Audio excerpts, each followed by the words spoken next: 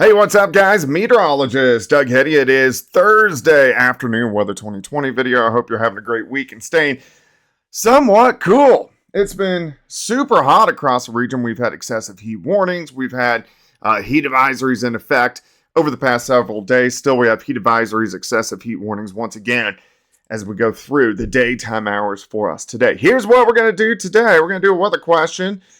We're going to talk about what's going to happen over the next week or so, and then we'll do a little bit of long-range forecasting and talk about the cycling weather pattern in just a bit. So let's go ahead, let's jump in, dive into this. All right, let me make the screen a little bit bigger. All right, weather question today. Why is it so hard to get above 100 degrees in the summer when the humidity is high?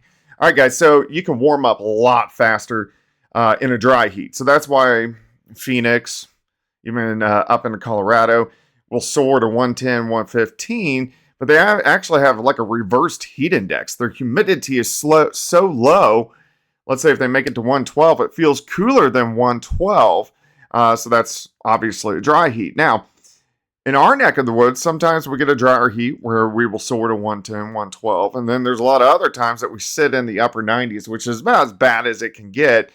And the humidity is super high. So once that dew point gets above about 75 degrees, the humidity is so high that it is hard to get above 100 degrees. But we should do it over the next week. Of course, humidity levels are going to stay high, but usually on summers that we have higher humidity, when that's part of the pattern, we kind of sit into the upper 90s with extreme humidity. I think I'd rather actually like a drier heat. All right, showers, thunderstorms last night. Here are the areas that got rain, pretty good rainfall amounts. Hayes, Salina, Manhattan, Topeka, Lawrence, Kansas City, down through Wichita, even southeastern Kansas.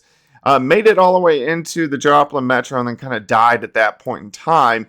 And then we had showers and thunderstorms across northern parts of Missouri. Hot spot today is going to be Indiana through Kentucky, Ohio, into West Virginia.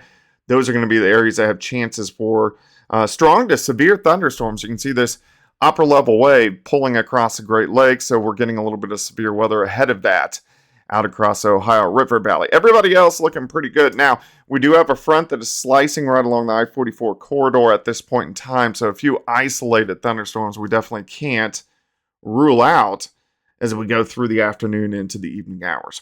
All right, looking down toward the south, we have a big dome of high pressure out across the panhandle of Texas and Oklahoma.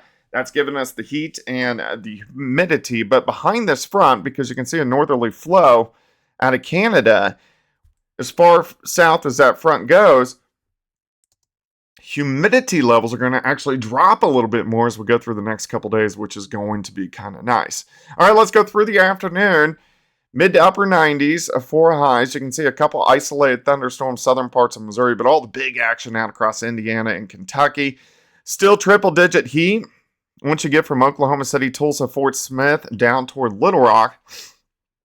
And then on the north side of that front, we have humidity levels, which are going to be a little bit lower. And you can see along that front some thunderstorms through the Boot Hill of Missouri, northern parts of Arkansas, all the way back through parts of Oklahoma. So right where that line of storms is, that's where we are seeing the front. So on the north side, temperatures are going to actually cool down a little bit more, which is going to be nice.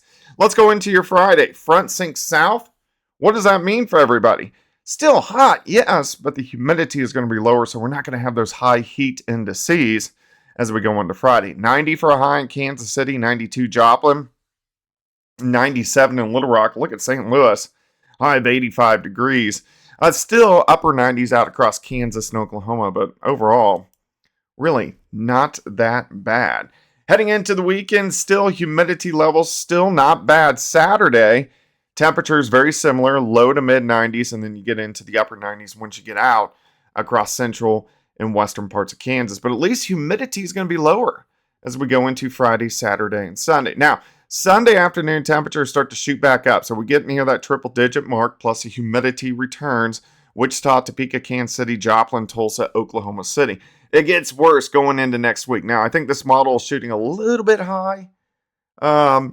So all these temperatures that you're seeing for highs, I would take off about 3 degrees, but you can see near triple-digit heat again right across the Central Plains. This continues Tuesday. Heat increases. I would say 104, 105 in Joplin, probably 108 in Tulsa and Oklahoma City, and also staying dry. As we continue through next week, the heat continues. And then finally, about Thursday, we get another front that kind of sinks in, hopefully starting to cool our temperatures down just a little bit. All right, so let's look a little bit long range. So next week, we know obviously it's going to be hot. I'm looking at my wonderful notes here, of course. I always try to mark down what is going on the long range. But so let's see here. Next week we know is hot. The week of the 11th, so 7th or Sunday, Monday, Tuesday, temperatures cool down a little bit. So we're talking mainly upper 80s to lower 90s for highs, and then it will heat back up the rest of that week. Now, the 11th through the 17th, not a lot of action. It's going to be fairly dry. Let's pull out the global predictor, which of course you can get in your wherever you get your apps. So if I pull this up, we go to Joplin. So we're going to look at the rest of August. So you can get this at weather2020.com or just in your app, global predictor. So we know, let's see, even the third week of August isn't looking that bad. Temperatures mainly into the 90s. The last week of August, it starts to heat up a little bit. Also, that week of the 18th through the 24th, we have some pretty good chances for rain, which are going to be rolling in. Let me go into the beginning of September here as well. The first week of September actually looks pretty good. Temperatures maybe even below normal before the second half of the month really warms up. So you can see on the calendar here, blue days for the first week of September, more red days once you get to the second half of the month. All right, guys, wanted to give you an update. Oh, also, can't forget my boy Superior Roofing and Construction, four-state premier roofing contractor. If you have roofing needs, make sure to give them a shout. Cole, Evan, Carlos, they'll get you hooked up. They did my roof about a year and a half ago. All right, guys, I'll get you another video.